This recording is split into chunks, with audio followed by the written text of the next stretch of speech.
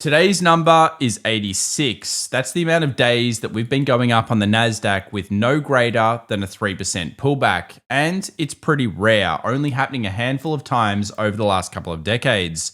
But what could it mean for us as traders and investors? In today's video, we'll take a look at where liquidity tends to be going right now and why it could still mean there is trouble on the horizon, particularly in an issue that came up in 2022.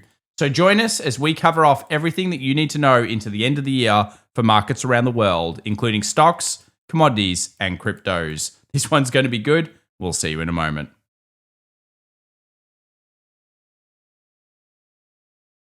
Well, welcome back everybody to the special weekend edition of The Daily Show. My name's Thomas Atkinson, and in today's video, we'll be taking a look at where insiders potentially are placing their money right now, why Nvidia could hold the key to the markets, and of course, are there problems in the debts markets, particularly in bonds? These things and more we're tracking as we cover off stocks, commodities, and cryptos, including the macro side. But I thought we'd kick things off with some of the news stories going around and maybe a couple of scary charts that we need to keep in the back of our mind before we take a look at the general overall picture into the next month and indeed end of year. First up, Jeff Bezos in a recent interview called AI a bubble. And in some ways, he may need to know what a bubble is because his shares, remember, went from something like $130 down to $6 back in the dot-com boom and of course bust. Now, at the same time, I think the main key thing here is that a few people, teams less than 6 people, are now commanding billions of dollars of investment capital once again. And while I agree this is certainly a possibility, remember the recent MIT survey said that 95% of new AI startups were going to fail and that they would not be profitable and eventually end up in catastrophe.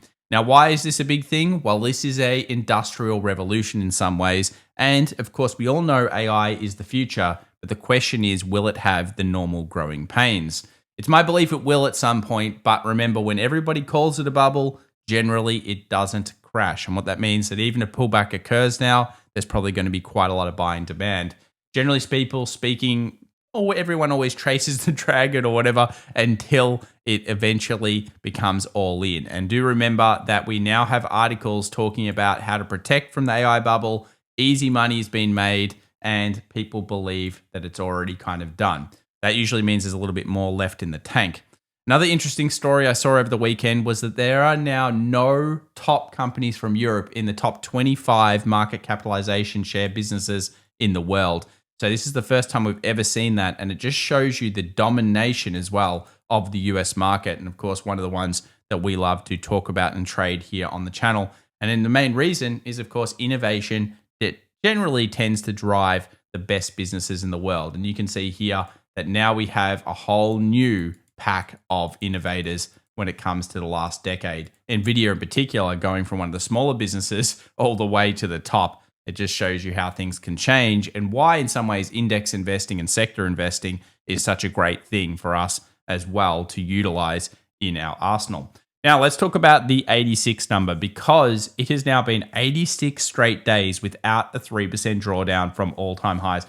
Now this is a pretty big one. This is the best in over 5 years and it's approaching now the big rally we saw from, of course, another big thrust, which was the Zweig thrust, by the way. If you're not familiar with those, sub to the channel. Zweig thrust, 70 thrust, these things usually are extra good when it comes to really recognizing a bullish market. Well, it's been a long time since, of course, we've seen something like this. And yeah, it usually means you're starting to get up near the pointy end and there will be some volatility on the horizon. Now, when will it come? Will it be the month of October? Well, let's take a look at everything right now. First up, one of the scary charts out there is, of course, 2018 versus 2025. We've shared this a few times. It comes from the compound. It's a cool overlay, and it really shows that if we're going to see a bit of a fall off, often it does happen into the end of the year. But do remember that this is a tax reform year similar to 2018, followed by, of course, tariffs. Yes, 2018 had them as well, followed by, in this case, rate cuts and falling yields. Now, yields have, of course, stabilized, but remember last time it was rate hikes and it was also rising yields. So there are a couple of differences, but I think in one similarity there is an issue, which is, of course, this one here, and that is the metals market. Now, you guys know I love gold. We love silver. We love so many metals, and we've been incredibly bullish uranium, all these types of areas for the last year in particular. And one of the reasons that we've been so bullish on it is we believed that inflation might be sticky. We thought that central banks around the world were stacking, of course, precious metals in what we call a currency war.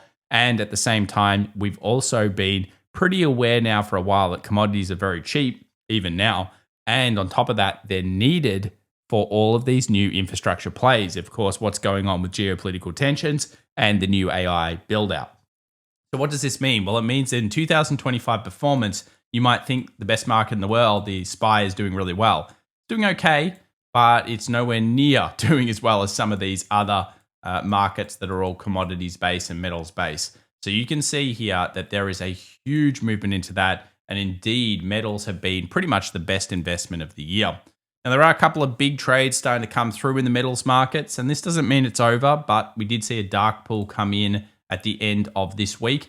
And that, of course, marks one of the first trades that we've seen in a while on this sector in terms of any great size. And last time we had a couple of big ones in this accumulation phase during 2023-24. And then, of course, we've seen a little bit of action during this rally. And what actually happened after the last one was we got a little bit of volatility. Now, why is this important? Well, of course, we've talked about gold, particularly on the channel, and gold is starting to come to very close levels of one of our major targets, which is obviously 4,000 to 4,200. Now, on the macro side, I'm way more bullish on it. I still think there's more left in the tank for gold and silver. But of course, in the volatility side, it's been so crazily bullish. It's like the most bullish in my trading career I've ever seen this metal, and it is just not pulling back. So at some point that will come in, and you've got to remember it's starting to hit crescendos right now when it comes to how many people are bullish. Now let's take a look at the commodities versus inflation expectations. This one here is from Tavi Costa. I like it. And what it's showing is that for a little while now, we've started to see kind of the uptick here in commodities markets. Now, at the same time, of course, inflation, well, it's, wherever, going nowhere. Now, you guys have seen my 1970s chart overlay to now, and that was a stagflation period. And remember what happened. It dropped, it based, sound familiar? It started to rally, yep, and then it based a little bit, and then it went ballistic, and we had big problems. Do you guys think that's going to happen again? It's something that I would keep in the back of my mind when it comes to the Fed now going with no dual mandate. Remember, they don't care about inflation. Oh, don't worry about it, guys. It's all going to fix itself. We're going to deal with the unemployment issue. And that means they're probably going to do more cuts, and they might even be forced to not be able to cutting because of the debt situation and the long bonds. And this is one of the things we have to talk about in the future, because there are issues here that could cause, for the first time in a very long time, maybe ever really, in the US history anyway, where we're not going to be able to cut, as in they're not actually going to be able to do it and service off debt correctly. And you'll see what I mean when we bring that up in the future. So why are gold trading, kind of magnets still going wild? Well, remember, when you actually go and look at the overall kind of fundamentals, in some ways, gold stocks still look attractive when you compare them to maybe the Mag 7 or the Mag 9 stocks. You can have a look here. PE ratio is obviously very high. I don't like PE by itself. Of course, I like to look at the future more than anything else. Markets are future looking, not at the consistent amount right now. But either way, gold still looks okay. And more importantly, a lot of these gold companies are able to now potentially sell their gold actually more at spot. A lot of those contracts came up and allowed them to actually reprice themselves. So will gold continue to go up? I think so. In terms of gold miners, in some ways, juniors look better than the big ones. The big ones have had their epic first move, and I still think volatility is just around the corner. Now, why are we going to see volatility? It's purely based on speculation, guys. Call volume to put volume. This chart, I know you've probably seen it a few times already, and you're thinking, what the hell? Why? Stop bringing this up, man. Not happening. I think it will. Look at this.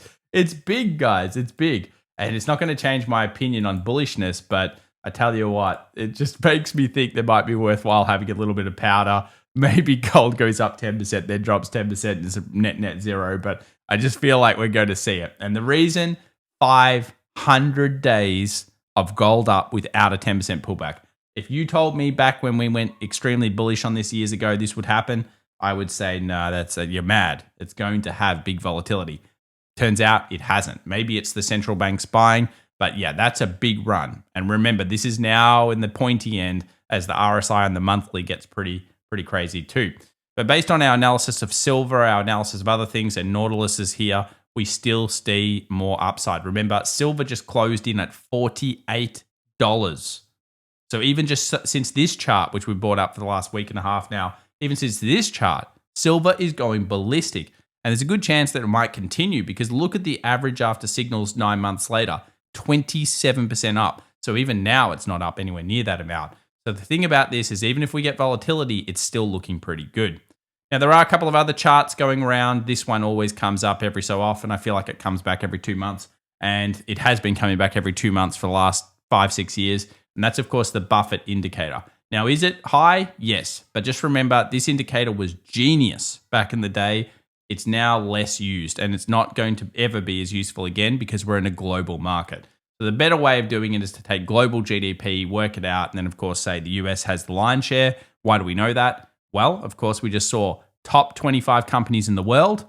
Yeah, a lot of them US. So US is, of course, benefiting from that. But just remember that chart's scary. It shows overpriced action, but at the same time, it is not actionable anymore. You can't just go, oh, yes, I'm going to sell the stocks. If you did that, then you would have missed out on a lot of opportunity over the last decade. Now, let's talk about the shutdown drama. Obviously, this will continue on for whatever it does. But the big thing here is, of course, the S&P 500 hasn't cared for the last couple of shutdowns. So just remember, you can almost put this one out of sight, out of mind. If it's used as an excuse, which it probably won't be, but if it is, then generally speaking, the markets do come back. You can see here in most cases, after 12 months, it's been okay. Another thing is that we've seen highs in September and October now. Now, we didn't know if we'd make highs in October. We obviously speculated we probably would. But now that we have, Blue Kurtic has put together an interesting chart here, and they're actually strengthening October. Now, remember, we thought October could be volatile. I still think it could be. But at this point, if October pulls through, it could be November and December pulling through, and we may not actually see a sell till January. And I know you think that's mad. Are you mad? I mean like a proper one, like one of those normal 8% style pullbacks, 5 to 8%.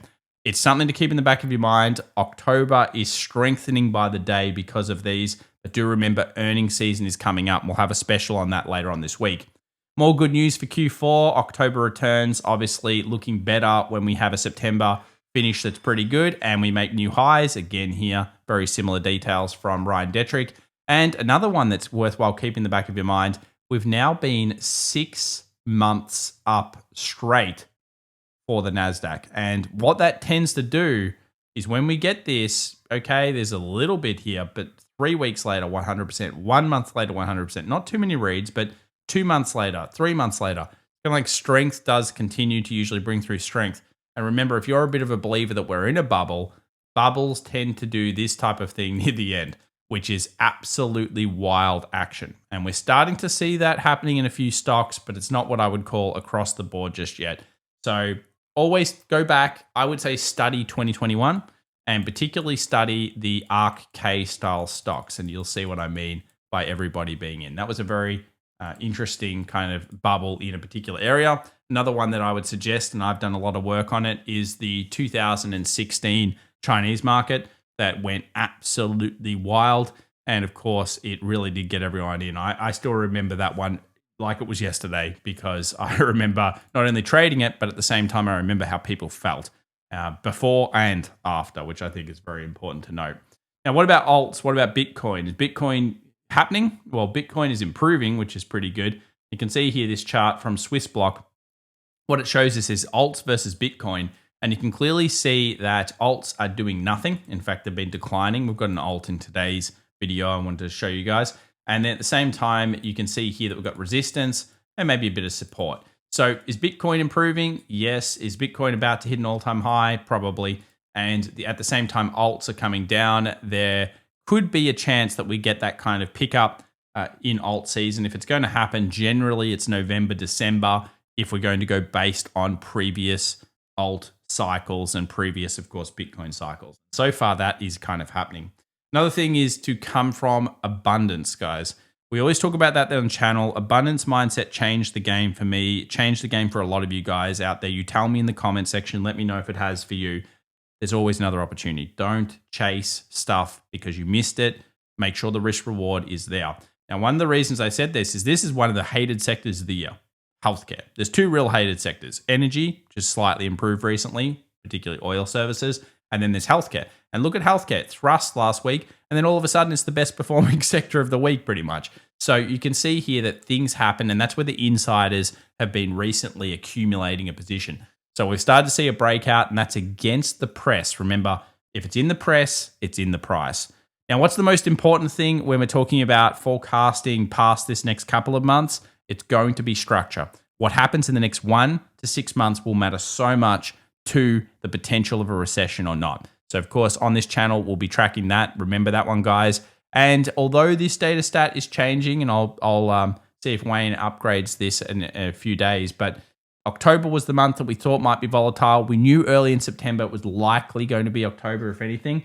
And so far, October's coming in stronger. So, yes, it could still be the most volatile month, but we need a reason. I think the importance here is that it has to actually break down below something. And remember, one of those things is the daily 20 moving average. So if we look here at the S&P, we've still got advanced decline line going up. That's bullish, guys. We've got some little reds here. You could argue that might mean a little selling, but the new high did come in. So that kind of means that if it comes back to the daily 20, what's going to happen? Around that 6,600 zone, we're probably still going to see buyers coming through. Another thing to note here is that when it comes to the overall US 500, the market has still been making a series of higher highs and higher lows. So this is the futures market action, a little bit of selling into the close, but generally speaking, it is still making higher highs and higher lows. So let's take a look now at the options. So when it comes to the S&P 500, you can see that we went into positive gamma last week. And what that basically means is that we're above some of the option strikes, and it was pushing through a little bit of a squeeze coming into the markets. That was led mostly by NVIDIA, at least initially. And of course, healthcare sector also picked up at the same time. For the Monday session, you guys can see here, we're kind of sandwiched between around 66.70 on the overall support and that 67.20, which is pretty much just where we closed on the Friday. So basically, if we keep going up, you have to think it's going to start to lead into a further kind of rally. And really the main aim, I guess, for most people is going to be about 6,800 and then 7K on the top end in terms of where it could go to. For now, though, just remember, we're looking to see whether the market actually does fall, and it just hasn't shown those signs yet. And so you have to go with, of course, the direction of trend. When it comes to Tesla pushed through and managed to get up to that kind of 450 level. Then it went a little bit higher. Then we got that announcement coming out from Tesla, which wasn't very good.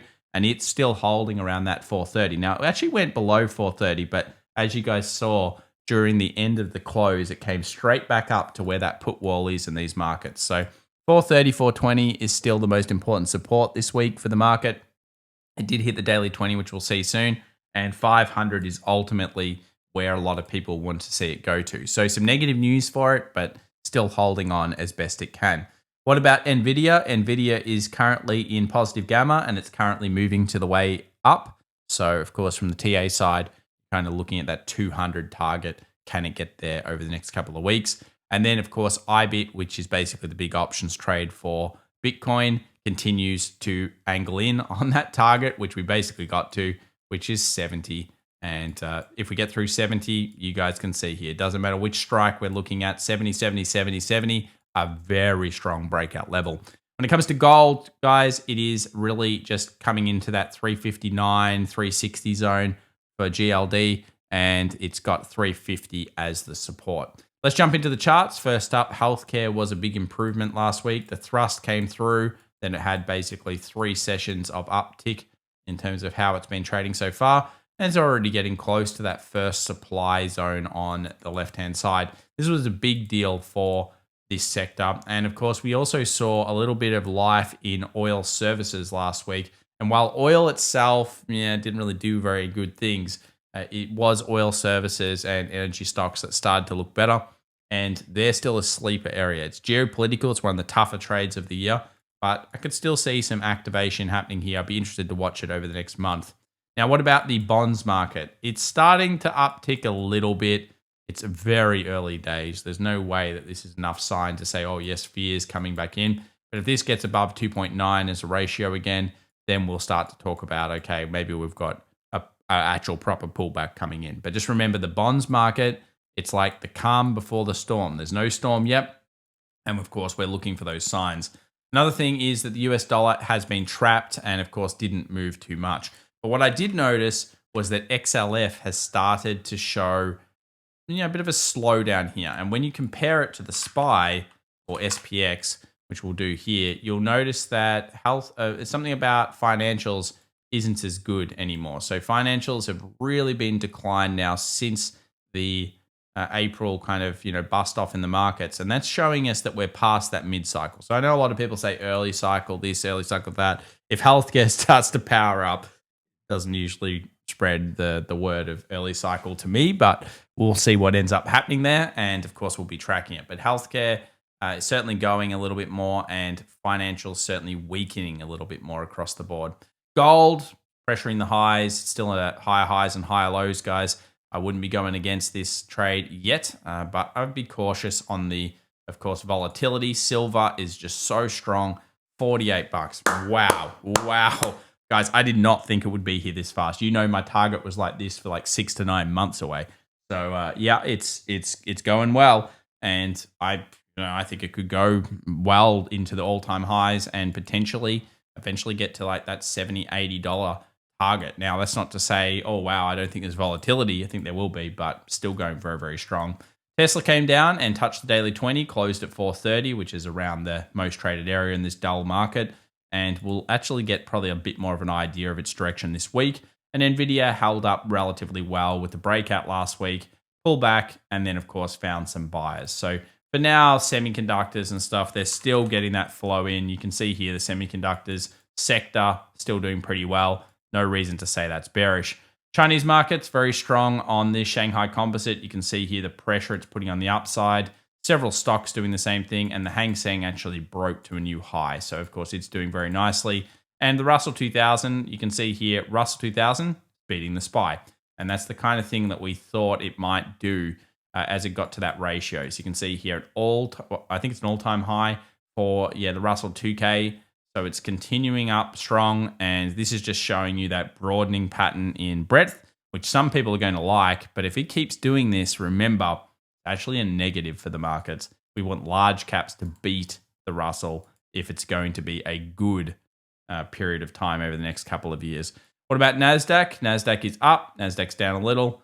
Generally speaking, though, hard to tell it's actually going to a sell or anything like that. Now, what about Bitcoin? Bitcoin came and it approached the all-time highs. Yes, very good trading. If you got that 114 trade, well done to you.